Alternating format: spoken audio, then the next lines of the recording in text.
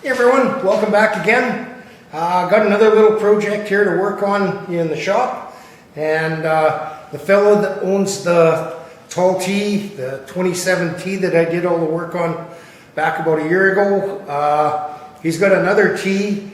I think it's a Roadster Pickup, something like that, but I have to build a new front for the bed for it. So he brought me the old one here for a pattern, at least what's left of it.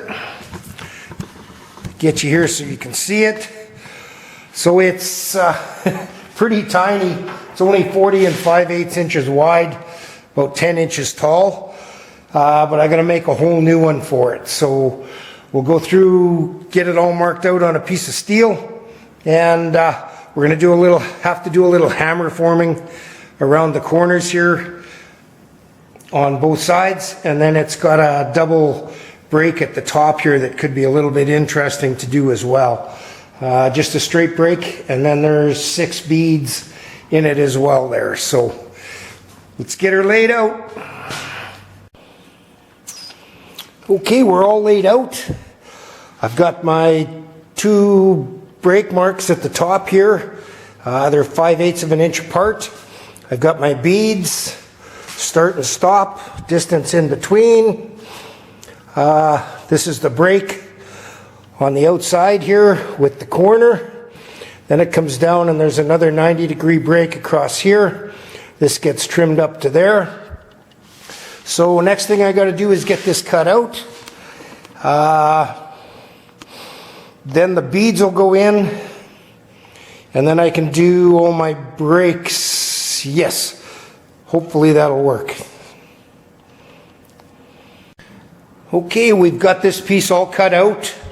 Radius is on the corners. I've got all of my beads marked, stop starts, and I took it to the English wheel and I pre-stretched these in the direction that my bead's going to go. So my bead's going towards the front of this panel. So I had to mark it on both sides so I could run the panel the other way around through the English wheel to get the stretch going down. Next, I'm going to go set up in the bead roller here, get these beads put in, and then we can start breaking it. Okay, so I've got half the beads in. I got the 3 done on the one side. I'm just going to do the other side. I'm going down to contact and then 2 turns.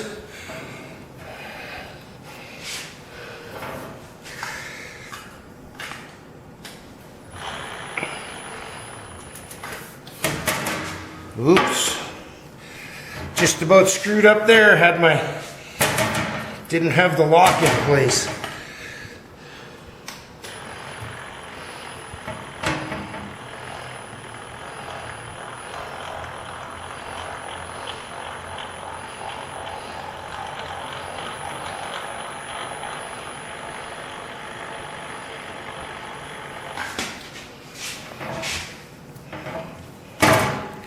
That's one.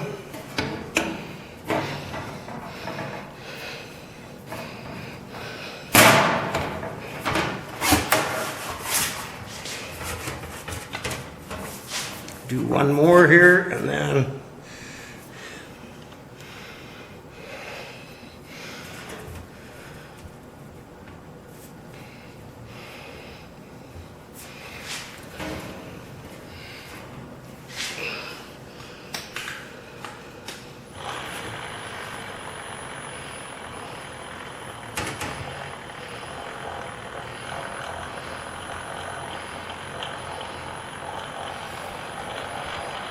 slow and steady wins the race.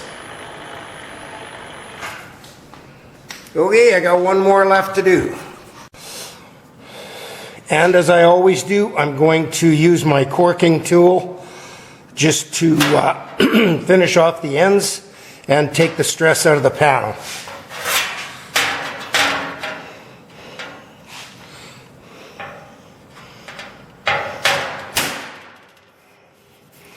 It's a nice round end on her.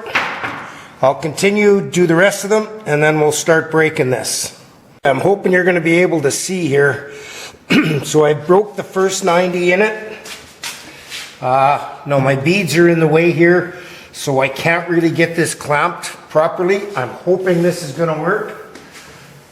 I don't want to go too tight on my press here or I'll flatten my beads.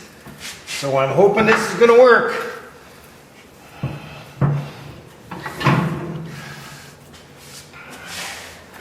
Again, because my press is so wore out, I got to put a piece of cardboard in the center to add some bend. I'm probably going to have to work that bend to square it up a little bit. I think we're pretty good. Might have to do a little bit of hammer and dolly work here. So anyhow, I got those two bends in. Now I've got to put the bottom bend in, and then I can break my outside edge here. Okay, we're all set up for the final bend here on this, for the break.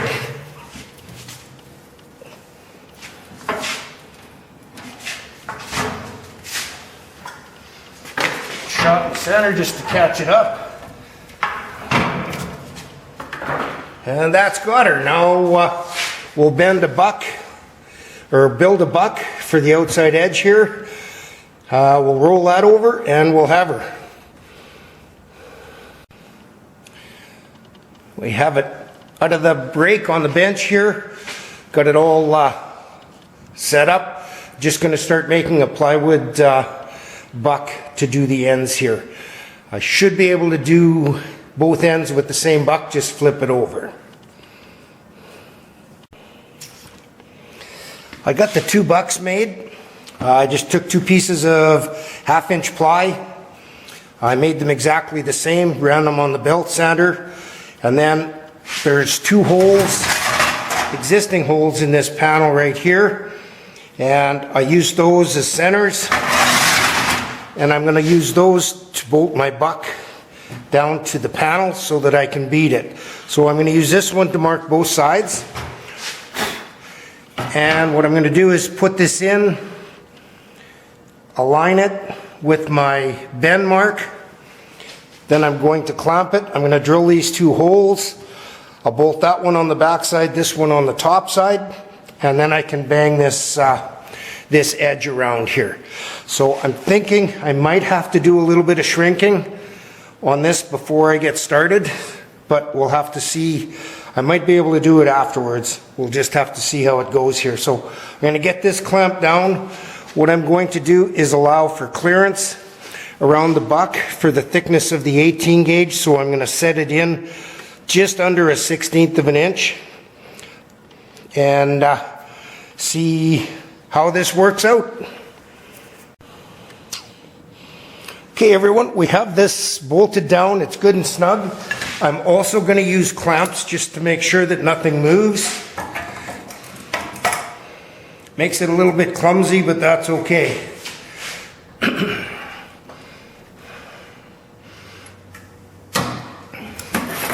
The bottom ones here, this one I'll have to move around probably.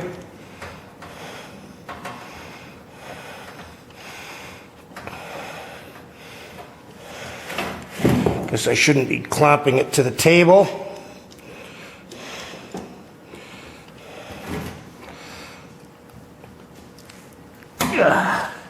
Okay, now all we do is start working our way around here.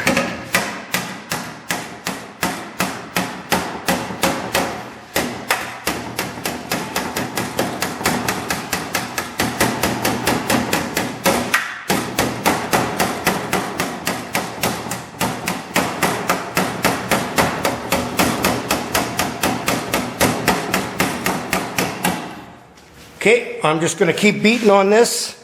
The one thing you don't want to do is beat too much in one area. Like take this all the way up to 90, because what will happen is it'll stretch in the transition. You want to take the whole thing up evenly all the way around. So once you get into the corner here, you can see I've got some really bad puckers because it's having to shrink this edge. So what I've got is these ones are where they're supposed to be.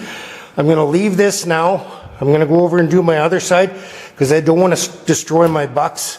These are quite a bit harder, so they're going to go in and tear it apart. So this I will do with a dolly in the vise and even it all out, get that all shrunk down to where it's supposed to be.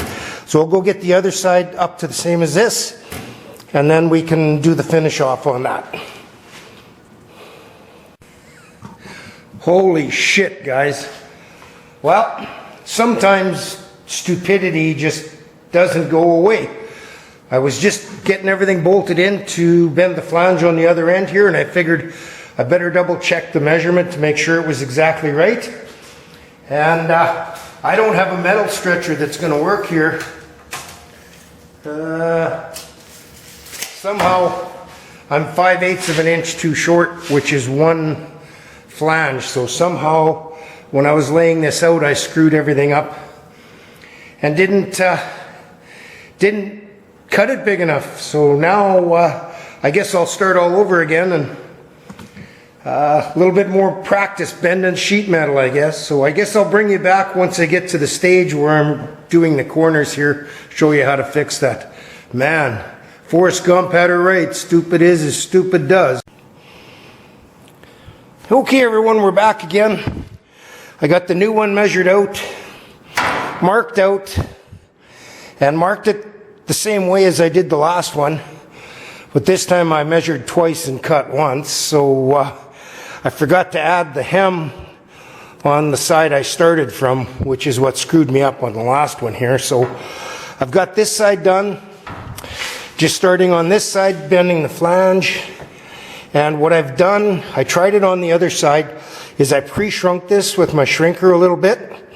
And I think it helped some. So I'm about ready to start pounding on this, get this thing all bent.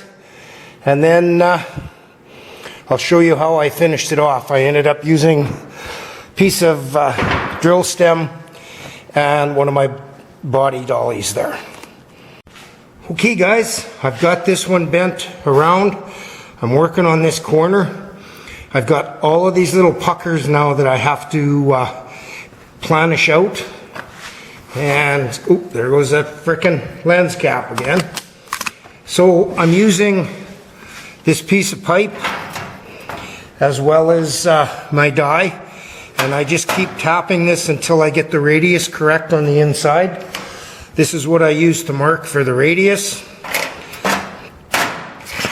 and it's got to come in a little bit on the bottom of the corner here, so I just have to keep tucking this all together, and as it comes together I have to pound these wrinkles into each other to shrink them. So I'll just keep beating away here. It's louder than hell, so.